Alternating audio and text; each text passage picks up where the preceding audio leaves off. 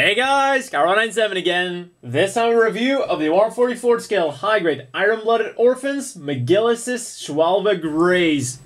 For colors, we're getting 2 shades of blue and 2 shades of gray. And for blue, we have one kind of dark blue for most of the machine, and then we have one very dark blue for the lower legs, the lower arms here, some little details here and there. Then for the gray, we get normal gray for most of the gray parts.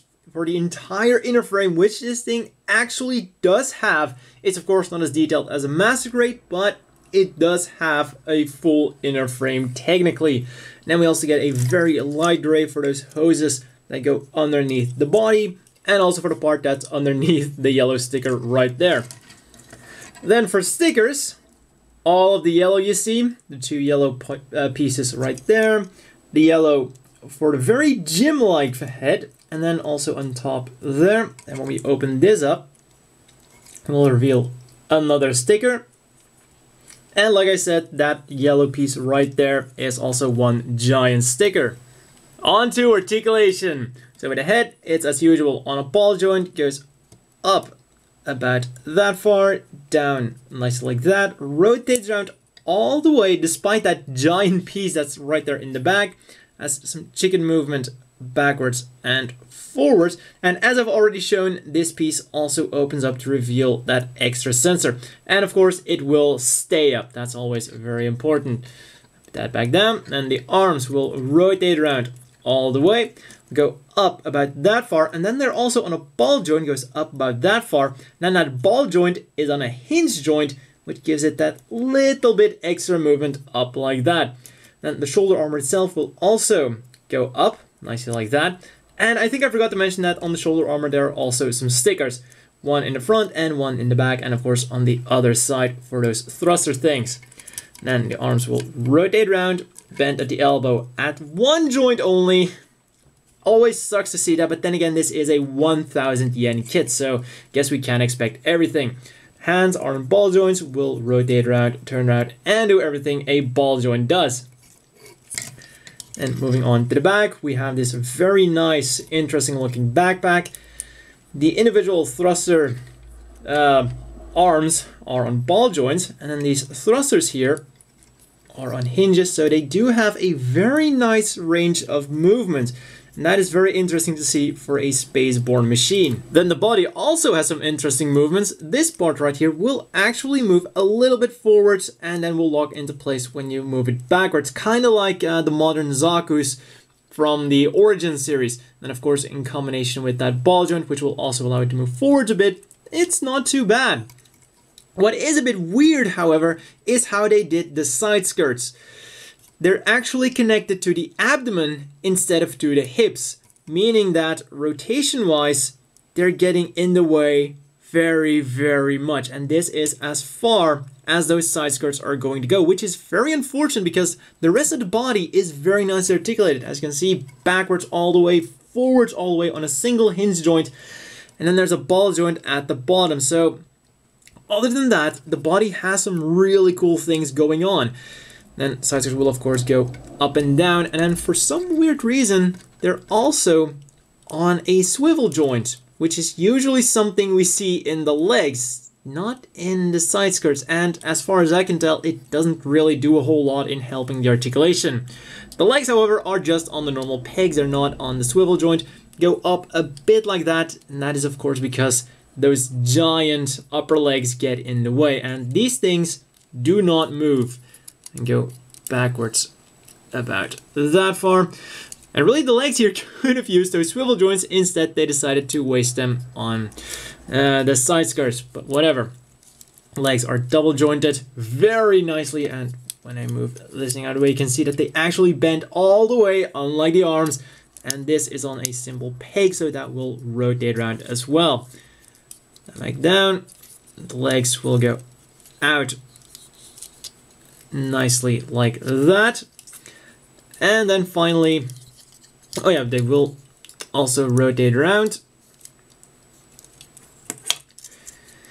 Then this piece right here is on a little ball joint. It's not really moving around while it goes a bit forwards, a bit backwards, and the feet, the very, very tiny feet, go a bit forwards, a bit backwards, side to side very nicely actually, so this will allow for some cool action poses. And will rotate around a little bit as well. And of course they are hindered by these giant pieces here, which do collide with the rest of the legs. So overall the articulation is a bit of a mixed bag. It has some really good articulation, especially in the legs, the feet, and the body itself. And then it has some unfortunate parts, single elbow joint, those weird side skirts. But hey, overall for a 1000 yen kit, it's nothing we can't live with. And I would say it's pretty damn good for that 1000 yen. On to accessories, and let's start off with what's already on the machine. This very nice claw hook right here.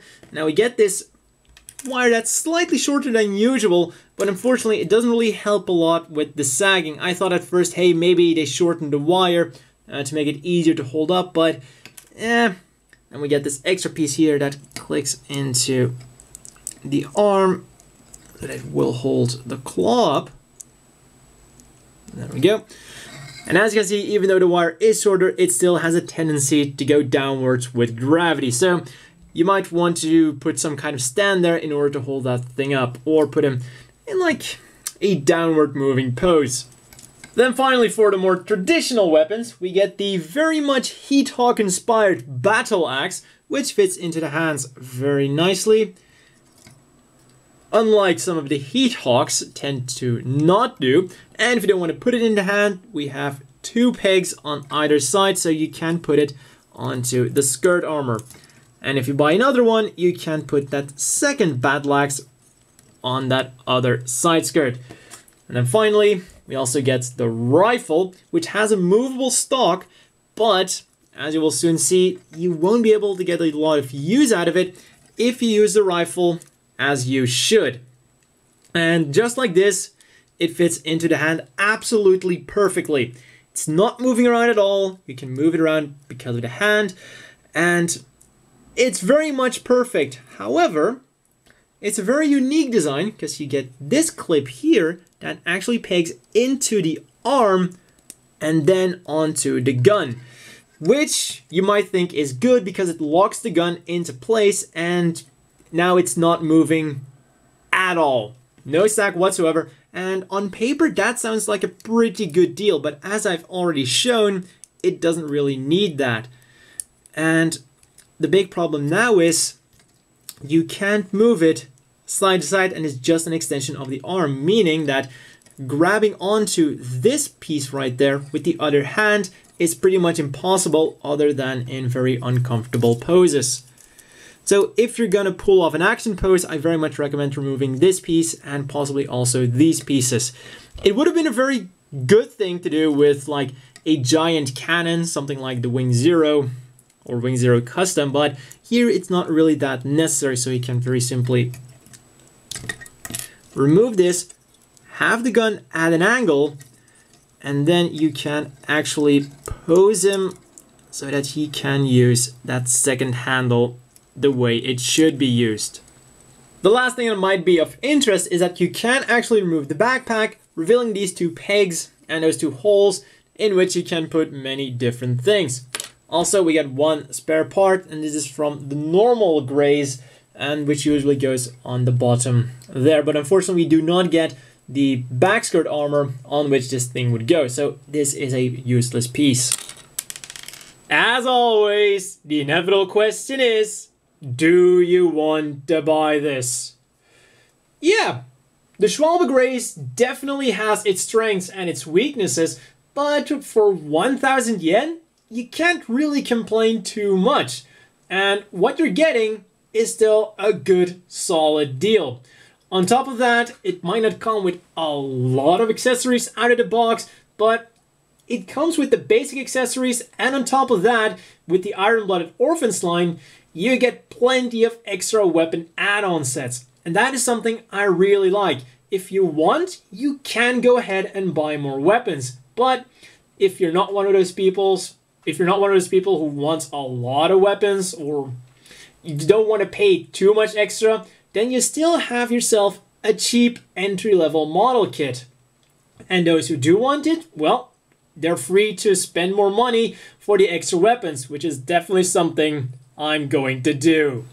Next up, some size comparisons, and here is next to the Barbatos and the Robot Damashi Leo, for obvious reasons. And finally, here is next to the standard size Gym Custom and the always bulky Zaku 3. I definitely have to say the Grace, well, the Schwalbe Grace has lit my interest for the Graces, and I'm absolutely going to get more of these little guys.